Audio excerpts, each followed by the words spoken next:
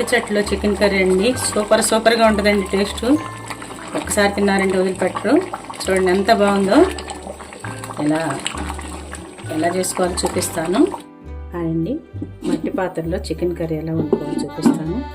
నేను ఒక 1/2 kg chicken తీసుకున్నాను. పసుపు వేసేసి కాస్త నెట్ చేసుకుందాము. ఉప్పు వేస్తున్నాను. ఇలా ఉప్పు పసుపు వేసి బాగా కలుపుకొని పక్కన పెట్టుకుందాము. ఈలోపు నాంతా ఉంటుంది అన్నమాట చికెన్.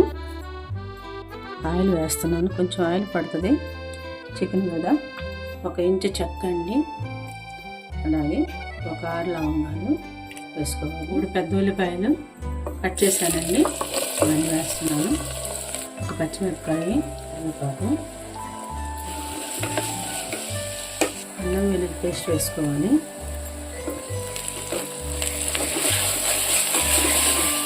టమాటో కట్ చేసి వేసుకోవాలి. మ్యారినేట్ చేసుకునేటువంటి చికెన్ వేసేద్దాము. నెమ్మదిగా ఉడుకుతుంది చికెన్. దీంట్లో అల్యూమినియం అంతా క్యాన్సర్ వస్తుంది అంటున్నారు, అందుకని ఇలా మట్టి చెట్టులో కూడా మంచిదండి, హెల్త్కి ఆరోగ్యం మంచిది. బాగా కూరలు ఇలా దీంట్లో కనుక వండి తింటే.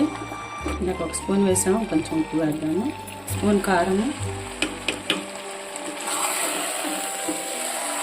అడుగంటిపోతుంది. హైలో పెట్టుకొని మీడియంలో పెట్టుకుని చిన్నగా తిప్పుతూ ఉండాలి. కొంచెం వేగనిద్దాము చికెన్ని. మనం ఇట్లా అడుగుకంట తిప్పాలన్నమాట. మీడియంలో పెట్టుకోవాలి స్టవ్. మరి హైలో అయితే అడుగును మాడిపోతుంది, మట్టి చెట్లు కదా. ఇది చికెన్ కాబట్టి 1/2 స్పూను ధనియాల పౌడరు, 1 స్పూన్ జీలకర్ర పౌడరు, గరం మసాలా పౌడర్ తిప్పుదాము. కొంచెం లేట్ పడుతుంది ఉడకటం, కానీ బాగుంటుంది. కాస్తంత పుదీనా, కొంచెం కొత్తిమీర, ఎంత వేసుకున్నా బాగానే ఉంటుంది. ఆకు మనకి హెల్త్కి కూడా బాగుంటుంది అన్నమాట. చక్కగా కిందకి పైకి ఇలాగా మొత్తం కలిపి పెట్టుకున్నాము. ఈ స్టేజ్లో వాటర్ పోద్దాము. 1 గ్లాస్ వాటర్ పోస్తున్నాను. ఉడకాలి కదా. కొంచెం మట్టి చెట్టులో ఎక్కువ వాటరే పడుతుంది, ఎందుకంటే చట్టి కూడా పీల్చుకుంటూ ఉంటుంది. కొంచెం వాటర్ అబ్జర్వ్ చేసుకుంటుంది. అందుకే మూత పెట్టుకుందాము. చూద్దాము. మధ్యలో అప్పుడప్పుడు కలిగి తిప్పుకోవాలి కూరని, అయితే అడుగండిపోతుంది. మీడియంలో పెట్టాను నేను ఫ్లేము. బాగా ఉడకనిద్దాము. కూర అయిపోయిందేమో చూద్దాం. సూపర్గా ఉడికింది చూడండి, ఇంత బాగా ఉడికిందో. కొంచెం వాటర్ ఉంది కాబట్టి అది కూడా కొంచెం ఎగరనిద్దాము.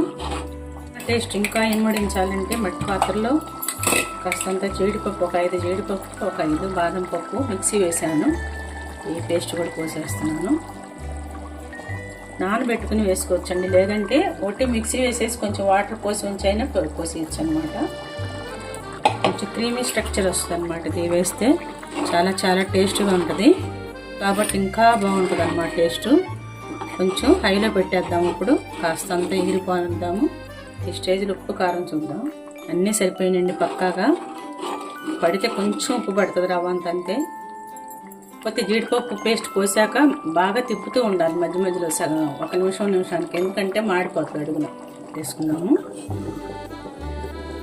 దాదాపు ఇప్పటికండి 23 నిమిషాల దాకా బాగా ఉడికింది. ఇంకొక 3-5 మినిట్స్ అని పడుతుంది అనమాట. 1/2 అవర్ వేసుకోండి ఉడకడానికి. దీంట్లో తిప్పుతూ ఉండాలి. ఇప్పుడు మీడియం ఫ్లేమ్లో పెట్టుకోవాలి. చాలా బాగా చక్కగా ఉడికిందండి. ఒక 2 మినిట్స్ ఉడకనిద్దాము. వచ్చేసింది. ఆ వేడి చాలాసేపు ఉంటుంది అనమాట, మట్టి పాత్ర వేడి. అందుకే తీసేద్దాము. ఇంకా ఎగిరిపోద్ది కూర. కొంచెం గ్రేవీ ఉండగానే తీసేసుకోవాలి. చూడండి, స్టవ్ ఆఫ్ చేసినా కూడా ఉడుకుతూనే ఉంది, చూసారా. తీసేద్దాము.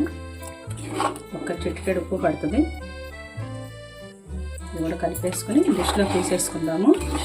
బౌల్లో తీసుకుందాము. కర్రీ చాలా రుచిగా ఉందండి. యమ్మీగా ఉంది, బాగా ఉడికింది. రైస్లోకి ఏంటండి, చపాతీలోకి, అన్నిటిలోకి తినొచ్చండి. మీకు ఇష్టమైతే దోశల్లోకి కూడా తినొచ్చు అన్నమాట. చాలా అల్లం పేస్ట్ అది పోసాం కాబట్టి, జీడిపప్పు పేస్ట్ చాలా యమ్మీగా ఉంటుంది అనమాట. చూసేయాలి ఎంత బాగుంది.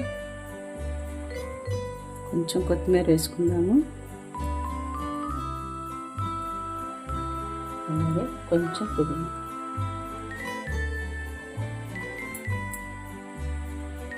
ఎంతో రుచికరమైనటువంటి మట్టి పాత్రలో చికెన్ కర్రీ రెడీ అండి.